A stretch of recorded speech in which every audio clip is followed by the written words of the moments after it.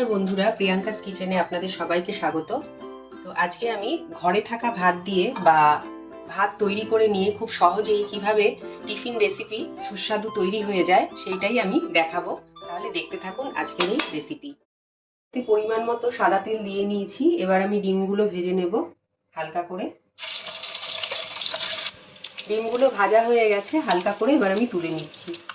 ডিমগুলো তুলে নেওয়ার পর সেম তেলের মধ্যে তেজপাতা আর একটু গরম মশলা দিয়ে দিচ্ছি, দারচিনি আর ছোট এলাচ, কারি পাতা, হিং দিয়ে দিচ্ছি 1 চিমটে। একটা পেঁয়াজ দিয়েছি, পেঁয়াজটা আমি বেরেস্তার মতো করে কেটে নিয়েছি, এটা দিয়ে দিচ্ছি। পেঁয়াজটা ভেজে নেব। 1 চামচ দিয়ে দিচ্ছি আদা বাটা, আর রসুন গ্রেট করে রেখেছি 4-5টা, সেটা দিয়ে দিচ্ছি। পেঁয়াজের সঙ্গে ভেজে নেব। এবার দিয়ে দিচ্ছি ক্যাপসিকাম, একটা বড় ক্যাপসিকামের আধখানা দিয়েছি, টমেটো একটা, কাঁচা লঙ্কা দিয়ে দিচ্ছি,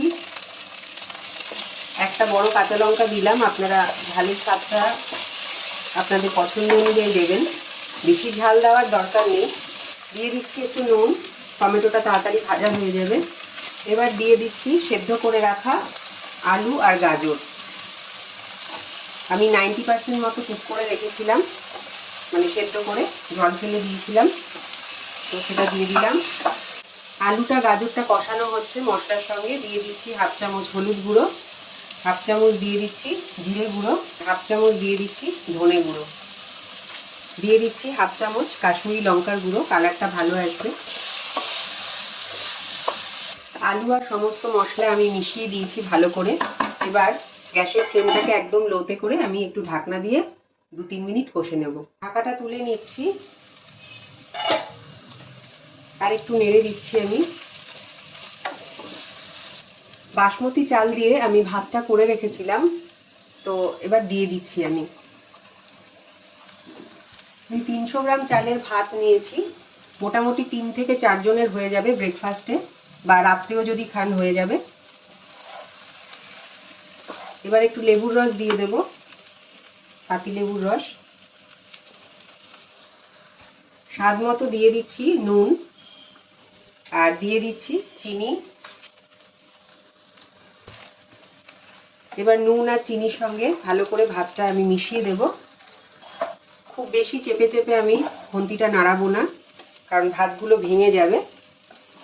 আর আমি ভাতটা এই জন্যই করেছি, এতে কিন্তু পোলাওটা ঝরঝরে হয়। আপনারা ডাইরেক্টও জল দিয়ে করতে পারেন একবারে, সেক্ষেত্রে কিন্তু যতটা চাল নেবেন, ধরুন 2 কাপ চাল নিলেন, তাহলে 4 কাপ জল নিতে হবে। তো আমি সেরকমভাবে করিনি, আমি এইভাবে করলাম যাতে আরও ঝুরঝুরে হয় আর তাড়াতাড়িও হয়ে যাবে। দিয়ে দিচ্ছি কটা পুদিনা পাতা, আমি কুচো করে নিয়েছি। এবার ভেজে রাখা ডিমগুলো দিয়ে দেবো।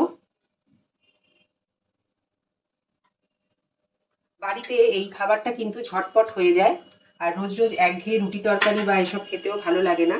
এই খাবারটা কিন্তু আপনারা অবশ্যই বাড়িতে বানিয়ে দেখবেন।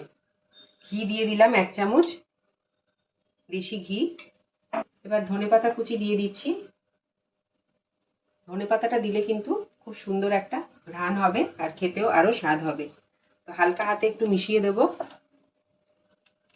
ভালো করে মিশিয়ে দিয়েছি, এবারে গ্যাসের ফ্লেমটাকে বন্ধ করে দিচ্ছি আর কিছুক্ষণ স্ট্যান্ডিং টাইমে রেখে তারপরে গরম গরম পরিবেশন।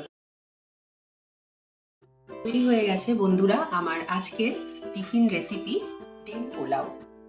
আমার মতো করে বাড়িতে অবশ্যই একবার ট্রাই করবেন এই সুস্বাদু রেসিপি। আর যদি ভালো লাগে একটা লাইক করতে আর আমার পাশে থাকতে ভুলবেন না। তো আমি একটু তুলে দেখাচ্ছি, দেখুন কতটা ঝরঝরে হয়েছে, এই দেখুন। তো এইভাবে বানিয়ে ফেলবেন আর আমার পাশে থাকতে ভুলবেন না। এখানেই শেষ করছি, ভালো থাকুন।